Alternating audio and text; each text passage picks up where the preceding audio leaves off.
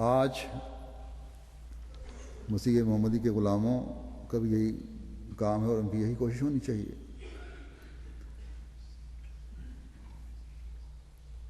کہ اپنے اعمال کی بلندی کے لیے جس حد تک بھی نیک عمل بجا لانے کی کوشش کی جائے، کوشش ہو سکتی ہے کی جائے. جیسا کہ حضرت مسیح موعود علیہ الصلوۃ والسلام نے فرمایا ہے کہ نور سے وہی فیض پائے گا جس کے پاس کچھ نور ہو، اور اس کے حصول کے لیے اعمال شرط ہے، اور ہر موقع سے جو اللہ تعالیٰ کا قرب دلانے والا ہے اس سے فائدہ اٹھانے کی کوشش کی ضرورت ہے. پھر ایک اگلی آیت میں اس کی مزید وضاحت فرمائی کہ صبح شام ذکر کس طرح کرنا ہے جس سے گھروں کو بلند کیا جائے گا. اللہ تعالیٰ فرماتا ہے سورہ نور میں کہ رجال لا تلہیہم تجارت ولا بیع عن ذکر اللہ و اقام الصلاۃ و ایتاء الزکوٰۃ یخافون یوما تتقلب فیہ القلوب والابصار. ایسے عظیم مرد جنہیں نہ کوئی تجارت اور نہ کوئی خرید و فروخت اللہ تعالیٰ کے ذکر سے یا نماز کے قیام سے، زکوٰۃ کی ادائیگی سے غافل کرتی ہے، وہ اس دن سے ڈرتے ہیں جس میں دل خوف سے الٹ پلٹ ہو رہے ہوں گے اور آنکھیں بھی. بس اس کے بعد بھی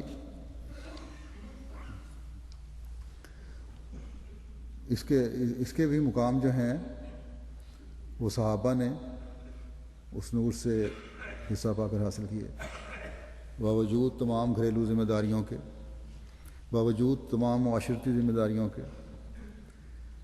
باوجود تمام کاروباری ذمہ داریوں کے. انہیں حقوق اللہ کی ادائیگیوں سے کوئی چیز غافل نہیں کر سکی.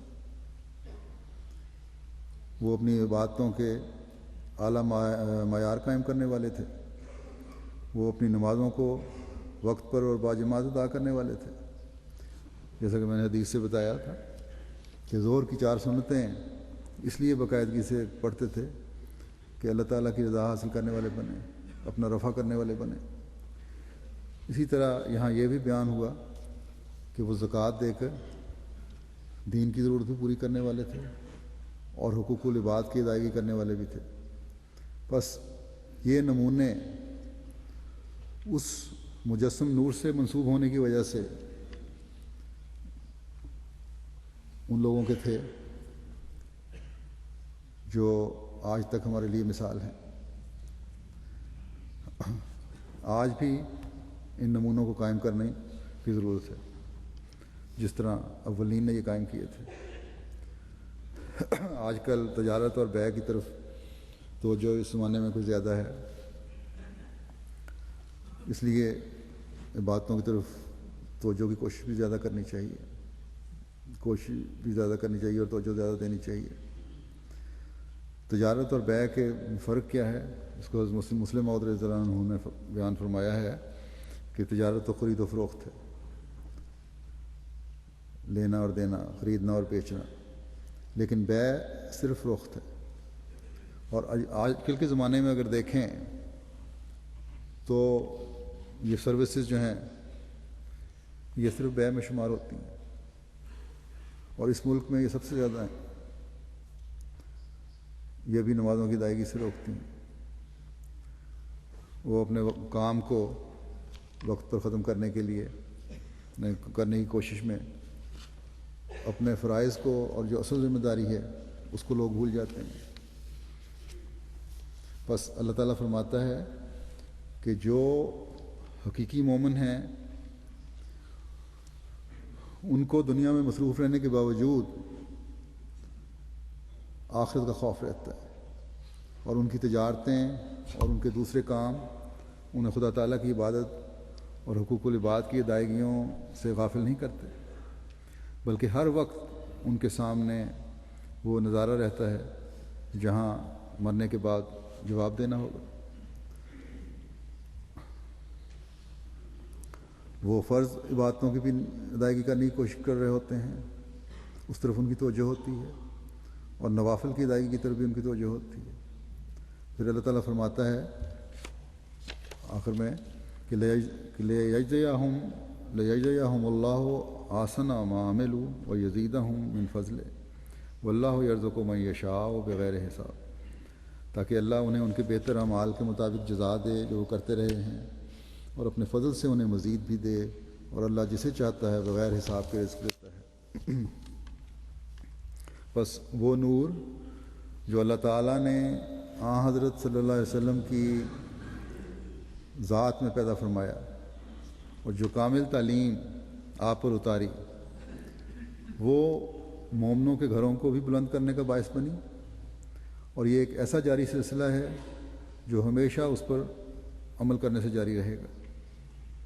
اور یہی اللہ تعالیٰ کا اس آیت میں بھی اور بعض دوسری آیات میں بھی وعدہ ہے، فرماتا ہے کہ ان اعمال صالحہ کو اپنے گھروں میں رائج کرنے سے، اپنے دلوں میں بٹھاتے ہوئے ان پر عمل کرنے سے تم ان کی بہترین جزا پاؤ گے۔ بلکہ صرف اتنا ہی نہیں، اللہ تعالیٰ دیتا جتنا عمل کیا گیا ہے، فرمایا کہ اپنے فضل سے مزید دے گا تمہیں۔ تم ایک قدم اوپر چڑھنے کی کوشش کرو گے تو اللہ تعالیٰ تمہیں اپنے فضل سے کئی قدم اوپر چڑھا دے گا۔ اور پھر اللہ تعالیٰ مالک ہے، اس طرح نوازتا ہے کہ جس سے کا کوئی حساب اور شمار نہیں ہے، درجات بڑھتے چلے جاتے ہیں۔ اللہ تعالیٰ اس نور کو جو حضرت صلی اللہ علیہ وسلم کے ذریعے ہمیں ملا، اپنے گھروں میں اور اپنے دلوں میں رائج کرنے کی اور اس سے فائدہ اٹھانے کی توفیق عطا فرمائے، اور ہمیں اپنے بڑھتے ہوئے فضلوں اور رحمتوں سے ہمیشہ نوازتا چلا جائے، ہمیشہ ہم نیک اعمال بجا لانے والے ہوں۔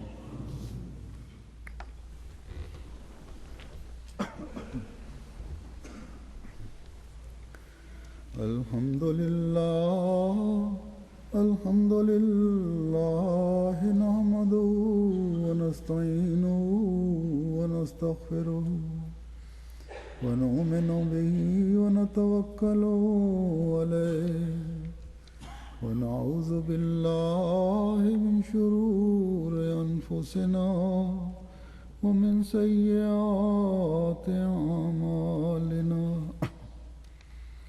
من يهده الله فلا مضل له ومن يضلل فلا هادي له، ونشهد أن لا إله إلا الله ونشهد أن محمدا عبده ورسوله۔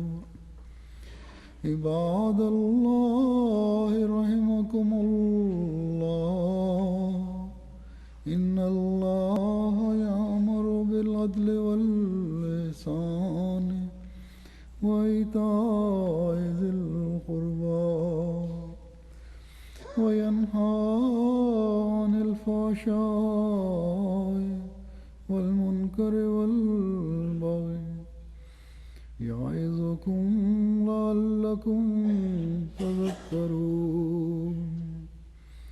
اذكروا الله يذكركم وادعوه يستجب لكم، ولذكر الله أكبر۔